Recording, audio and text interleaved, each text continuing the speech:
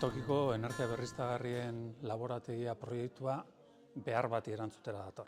Eskualdean ematen nahi dira hainbat proiektu ezberdin energia berriztagarrien inguruan eta iruditzen zitzaigun beharrezkoa eta aberasgarria proiektu ezberdin horien arteko zubiak eta konexioak sortzea.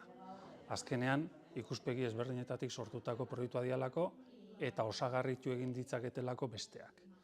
Orduan, etorkizunean edo dagoeneko martxan daukagun transizio energetikoa azeleratzeko modu bat bezala ikusten dugu eta, esandakoa, ezinbestekoa iruditzen zaigu hau gertatzea.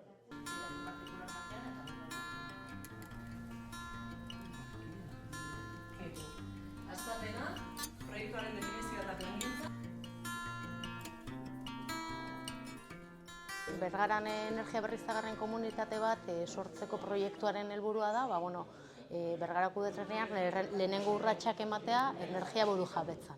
Energia berriztagarria, tokian sortutako energia berriztagarria, tokian kontsumituko dena.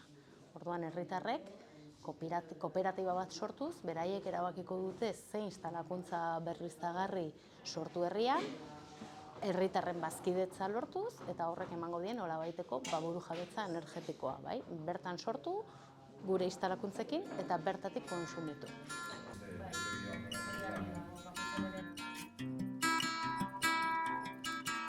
Gaur egun, da egitasmoe abian, da lehintz bailarako ekiola, zeinek hartzen parte Arrasatea Txabalta, Eskoriatza eta Lehintz-Gatzagako udalak besteak beste.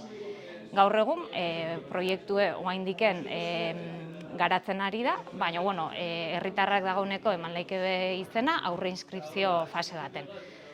Pixkanaka, pausoz pauso proiektu aurra dihue, hemen garaian eraikikoan parke fotovoltaikoek gutxi gora beraz 700 bat familientzako aurre ikustea eukikoula gaitasune, eta poliki-poliki aurra dihue prozesua.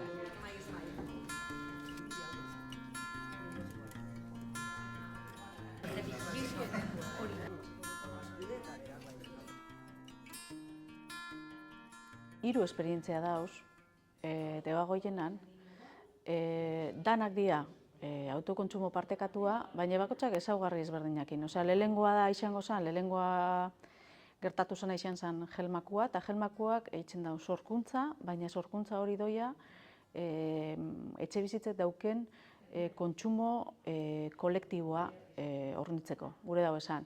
Garajeko kontsumua, edota antenako kontsumua, edota igogailoko kontsumua beste batzuen artean. Orduan, hori da Arrasatekoa. Bestia, izango zen Oñati, eta Oñatiko instalakuntza da etxe bizitzetako, barneko etxe bizitzetako kontsumua hornitzeko.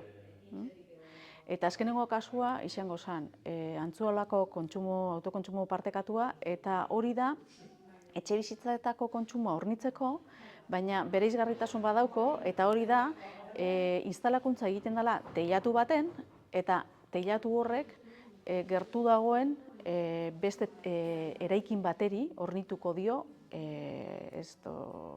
energia.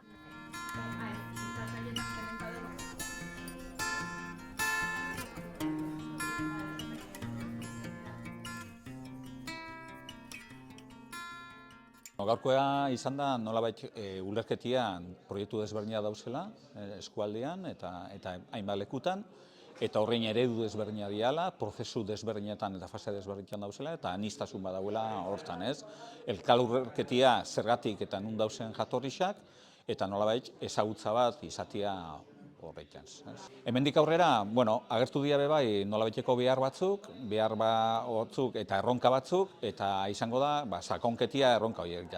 Nolabait badau bizinoa amankomun bat, erronka horreri erantzun partekatu bat topaulekiela, eta saiatuko gara erronka bakoitzari nolabait bide bat aurkitzen.